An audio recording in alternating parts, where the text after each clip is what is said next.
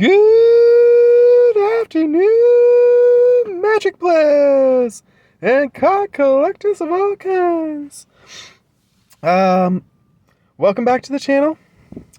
I'm here with some pizza for lunch because my dad is still home, so I can't cook what I really wanted to cook today anyways. And also can't shoot this video from home again, unfortunately.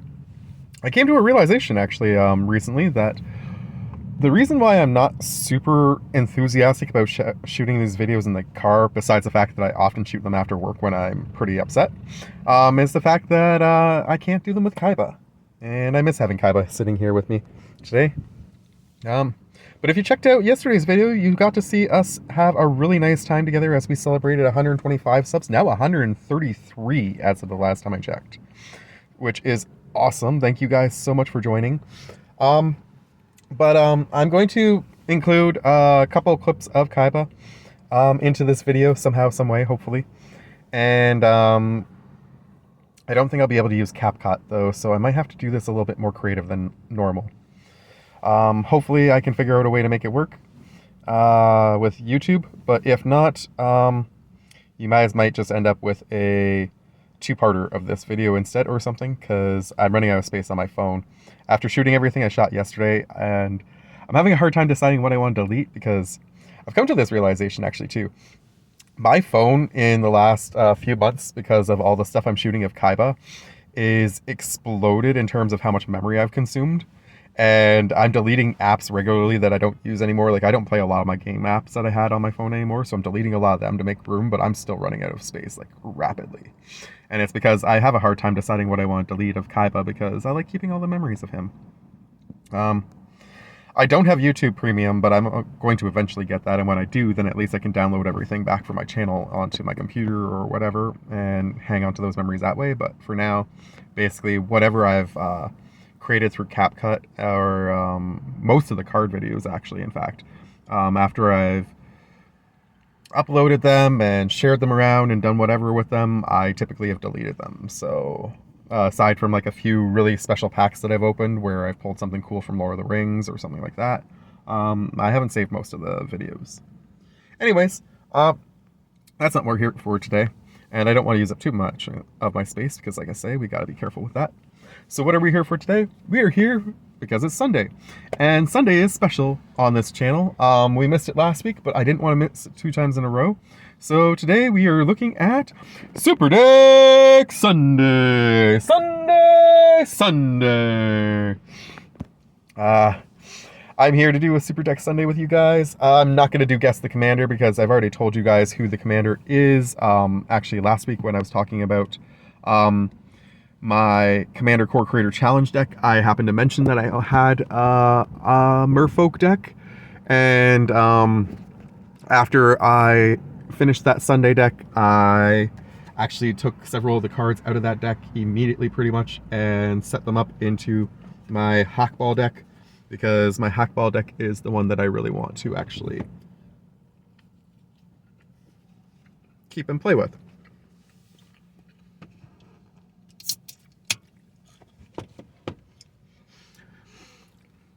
The pizza place I went to doesn't actually serve Coke, which is terrible, but I do have a Mountain Dew today. Do the do, they say. It's been a while since I had Mountain Dew.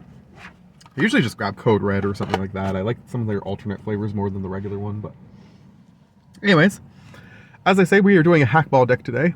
So first and foremost, let's look at the Hakbal. Hakbal is beautiful.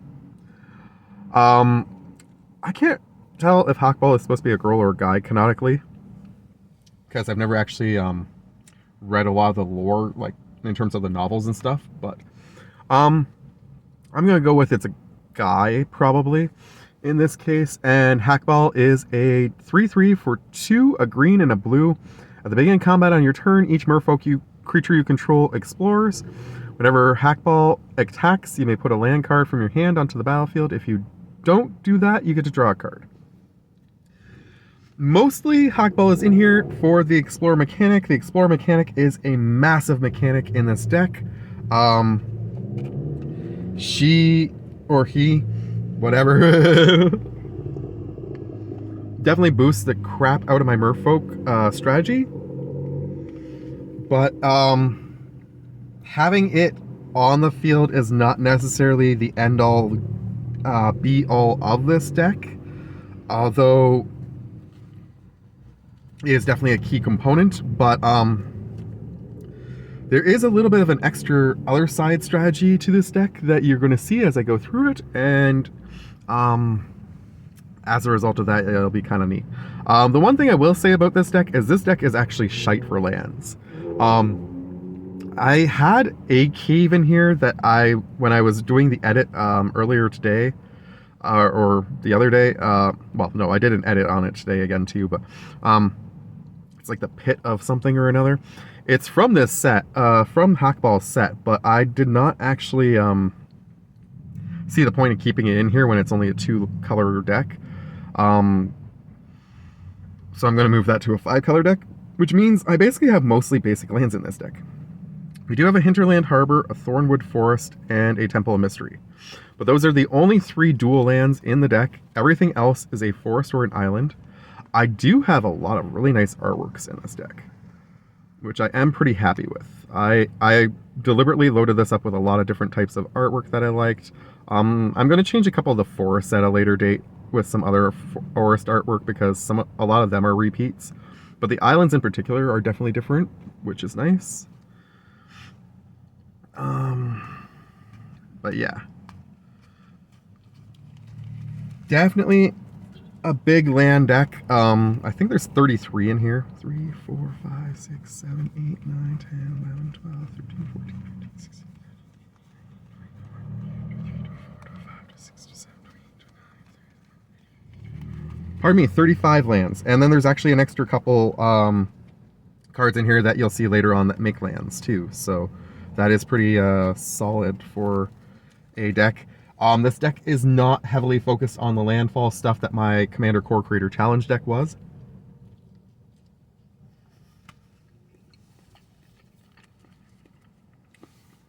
Instead, it's focused more on building a massive army of Merfolk and swinging in for game. Very basic strategy, but it's a strategy that really works with Merfolk. And there are a few alternate win con cards in here, just to trip some people up too, so I'm pretty happy with it overall. I put the instants and sorceries together today, because there's only 3 sorceries, and for the most part, the whole concept of instants and sorceries in this deck is just to disrupt my opponent. So I have a Beast Within, I have Out of Air, I have Suspend, Make Disappear, Counterspell, Shower of Arrows. Press the Enemy is actually a fun one. I like this one. 2 and 2 blue. Return target spell or non-land permanent an opponent controls to its owner's hand, and then you can cast an instance or sorcery with equal or lesser mana value from your hand without paying its mana cost. There's not a crazy amount of instants and sorceries as you see in this. I am probably going to replace this with a cancel or negate, something like that. Dissipate. Oral Procession to get something back from my graveyard. Over the Edge is nice. Destroy an artifact or enchantment, or you can have something explore and then explore again. I do love that card. Explore, because the deck does exploring, so it felt right. And Aether Helix, another one that lets me return stuff from the field to its owner's hand, as well as something from my graveyard to my hand, which is nice. Like I say, when I get home, I'm going to replace Press the Enemy with Negate. I didn't realize until I was really just sitting here right now how little Press the Enemy is going to be worthwhile in this deck. So, oh well. One slight change. Most of my videos usually have a change are immediately after the video anyways, don't they? I'm going to do the artifacts next, I think, because the enchantments are actually one of the major components of this deck, and I want to show them second to last before the creatures. So the artifacts, I don't have a lot of them, but the ones that I have in here are in here for either a very specific reason because they do something amazing, or they're in here specifically because they pose a decent enough threat that people might be concerned about them, but they're actually in here to be sacrificed to those really cool ones. So, I'm going to just make sure that I've put all the right ones in the right spots. Okay, that's better. So we got Lantern of the Lost. When it enters, I exile a card from a graveyard.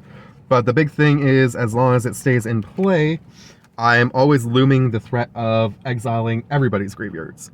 Now, I don't specifically have a lot of stuff that I'm trying to get back from my graveyard. It's not a heavily focused deck on that, even though I do have two cards that let me fetch things from the graveyard. Those are mainly in there just to fetch some of the enchantments back if those get destroyed. But if worse comes to worse, there's enough synergy with this deck that losing my graveyard isn't the end of the world if it means destroying somebody else's strategy. Explorer's Cache is an awesome artifact for this deck. When it enters the battlefield, I put 2+1/+1 counters on it.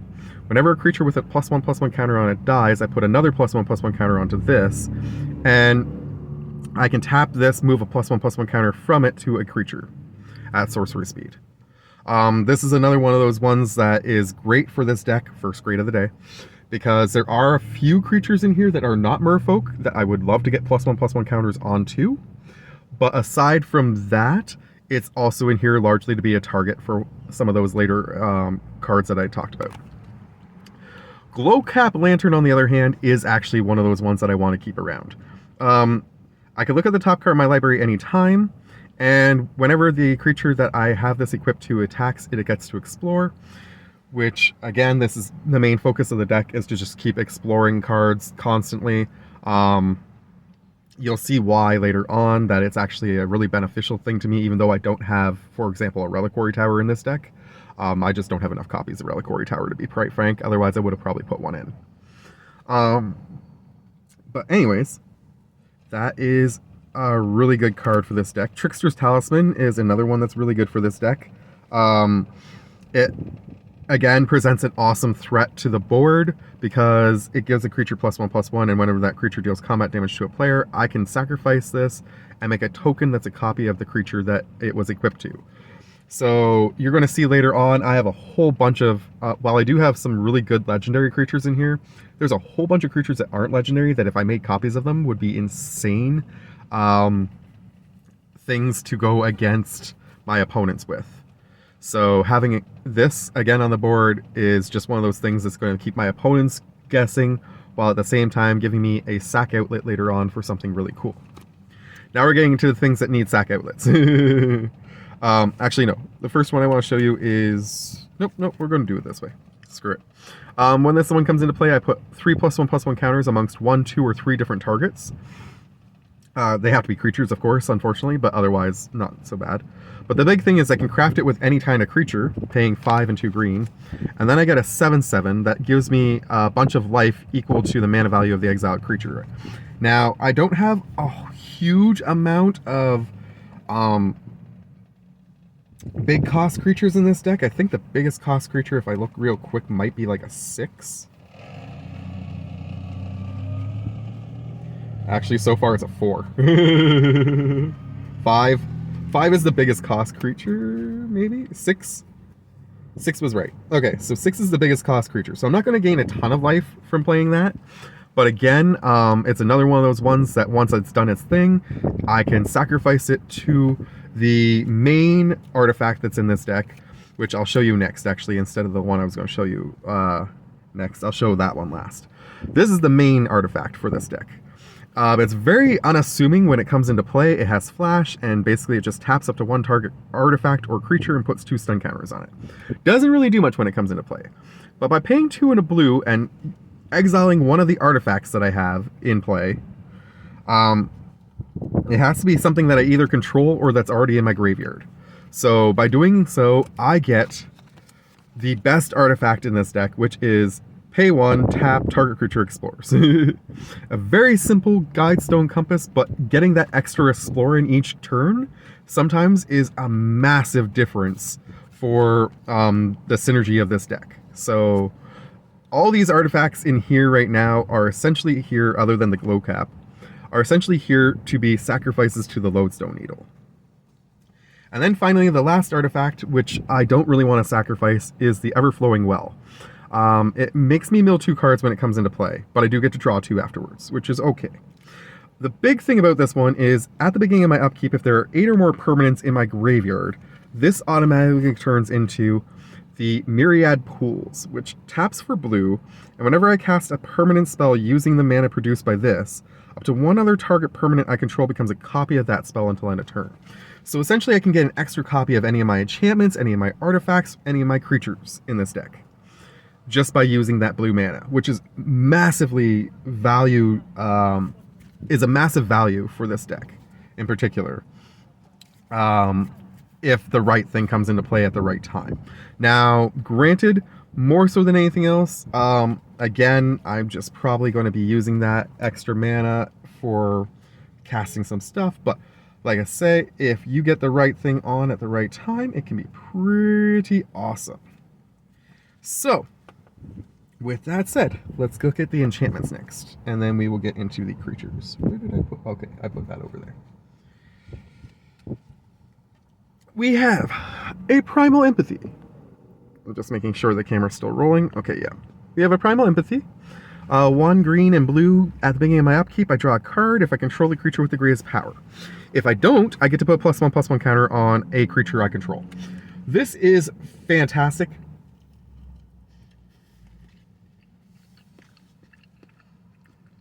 Because I just realized I didn't explain Explore. I apologize. This whole video I've been talking about how much I love Explore, and for those of you who don't play Magic, you have no idea what that is.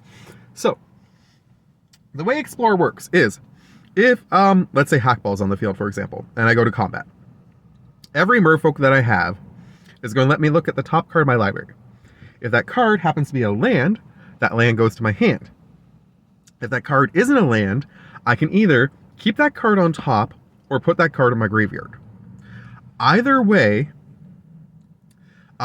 if the card is not a land, I get to put +1/+1 counter on the creature that did the exploring. So Hakbal lets all my Merfolk explore. So every one of my creatures is going to look at the top card of my deck, and if I've got something up there that I like, say I have, for example, the Primal Empathy on top of my deck, I'm probably not going to put that in my graveyard. Every creature on my battlefield is going to get +1/+1 counter at the beginning of my combat. That is the power of Hakbal.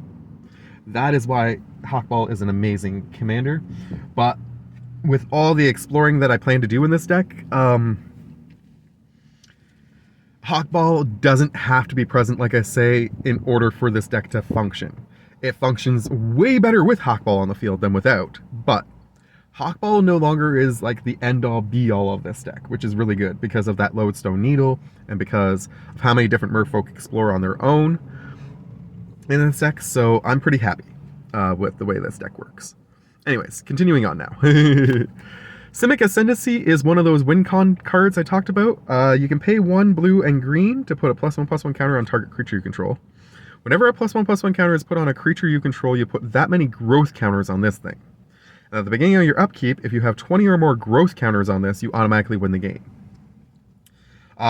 So if I have 5 Merfolk on the field and they all get a +1/+1 counter from the exploring on a turn, that's 5 counters that goes automatically onto this. This thing I can win with in probably 3 turns if I have enough Merfolk on the battlefield. Maybe even 2. If I get this out later in the game rather than earlier. And if I get it out earlier, it's just another way to put +1/+1 counters onto creatures for me. The next 2 cards are in here largely because I do have about 4 Merfolk in here that do Islandwalk. And if my opponent does not play an island, this will allow me to turn one of their lands into an island. And thus, Islandwalk means that if one of my Merfolk has Islandwalk, for example, I'm going to show you one that has Islandwalk actually. If I have the... Where are you, my baby? If I have the Merfolk Sea Stalkers out, for example, and I go to attack a person who has an island, they can't block this creature because it has Islandwalk. It means that I can basically walk across their lands and just smack them in the face. That's what Islandwalk means, at least to me. So, by having these 2 enchantments in my deck as backups, just in case somebody's only playing a mono white deck or something, I can make sure that I still have access to the Islandwalk mechanic in this deck. And Islandwalk is actually pretty relevant in this deck for a few things, but for the most part, again, it's just one of those bonus things included in the deck to make it awesome. The next few cards are all in here just to disrupt my opponent's creatures. Sleep with the Fishes makes my opponent's creature become a 1/1 blue fish. Or, sorry, it enters the battlefield, I tap the enchanted creature, and I make the blue fish. And their creature doesn't untap, which is awesome. So I get a fish that can't be blocked, which is pretty cool.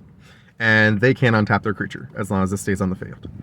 Eaten by Piranhas, similar idea, except it's going to make the creature lose all of its abilities instead, and become a black skeleton creature with base power and toughness 1/1. So that creature will get to untap, but it's basically completely useless for whatever it was originally, as long as it stays in play. And finally, So Shiny does a similar thing to Sleep with Fishes, in that when it enters the battlefield, if I have a token already in play, I get to tap the creature, and I get to scry too, which is pretty cool. Scry being I look at the top 2 cards in my library, I can put them at the bottom of my library, or I can leave them on top in any order. And then Enchanted Creature doesn't untap during its controller's untap step, which means, again, just basically at the beginning of their turn, they're stuck with a creature that can't block for them or attack, which is pretty good. And as long as those enchantments stay in play, they can't do squat about it. The next 2 enchantments are for boosting my creatures. Eel Umbra is a great way to save my commander. I can flash it in for 1 and a blue, give my creature +1/+1, but the main thing is it has totem armor. So if it would be destroyed, instead this enchantment gets destroyed and the creature stays on the battlefield. Favor of the Overbeing, on the other hand, is an amazing card for a green-blue deck. As long as the enchanted creature is green, it gets vigilance, and if it's blue, it has flying. So plus it gets +1/+1 for each of its colors. So if I equip this to Hakbal, Hakbal becomes a 5/5 that doesn't have to tap to attack, and has flying, which means it can only be blocked by another creature that either has flying or reach. It becomes basically a much more versatile commander and a bigger threat on the board for sure when I have it equipped with that. And you'll see there's about a half dozen creatures in the deck that actually do have both colors. It is a very majority blue deck, I will admit, when it comes to the creatures, but there are some mixed ones for sure too. Twists and Turns is amazing. If a creature would explore, instead I scry 1 and then I explore, so I get to stack the deck however I want, essentially, at least for 1 card. If that 1 card happens to be a land and I don't want a land, I can put that land to the bottom and hopefully the next card won't be a land. If the card is a... etc, etc. When this thing enters the battlefield, 1 of my creatures will automatically explore, which is great to start off. There's my second grade of the day. And whenever a land enters the battlefield under my control, if I have 7 or more, unfortunately I have to transform this, and that is the only downside to this card, is it does eventually turn into a land. The Mycoid Maze, which taps to add green, but also you can pay 3 and a green to tap it. Look at the top 4 cards of your library, reveal a creature from among them and put them into your hand, and the rest go on the bottom in a random order. Chances are you're probably not going to do the second part, but the first part, you're always going to have at least an extra green on the field. There's nothing wrong with that. Nothing wrong with that. But I would really prefer if I didn't have to actually transform this. Deeproot Waters, whenever you cast a Merfolk, you create a blue Merfolk creature token with hexproof. There are a lot of Merfolk in this deck. Pretty much all creatures except for 5 are Merfolk, and the first 5 I show you will be those non-Merfolk creatures, and they all have a really important ability or reason for being in the deck.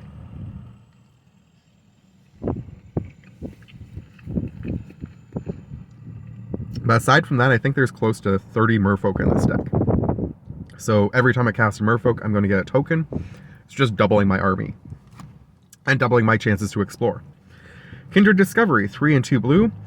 Enters the battlefield, choose a creature type. Obviously, I'm going to choose Merfolk. Whenever a creature enters the battlefield of the chosen type or attacks, I get to draw a card. That's just going to let me keep adding stuff into my hand, which is amazing. I can then filter my hand accordingly. Like I say, the downside to this deck is it doesn't have a Reliquary Tower. As soon as I find another Reliquary Tower, it's probably going to be the first thing I add to this deck. I've got a bee trying to get in the car. Unfortunately, I have to put up the windows. But yeah, that's why Kindred Discovery is mainly in here, is because of the card draw, for sure. But I do like the Deep Root Waters combination. Basically, I'm going to get to draw 2 cards. I'm going to go through my deck pretty quickly, get all the cards that I want, and whatever I don't need is going to go to the graveyard. But I will be able to get my strategy going a lot faster than my opponents if I can get both these cards into play pretty early on. Deep Root Pilgrimage is another one.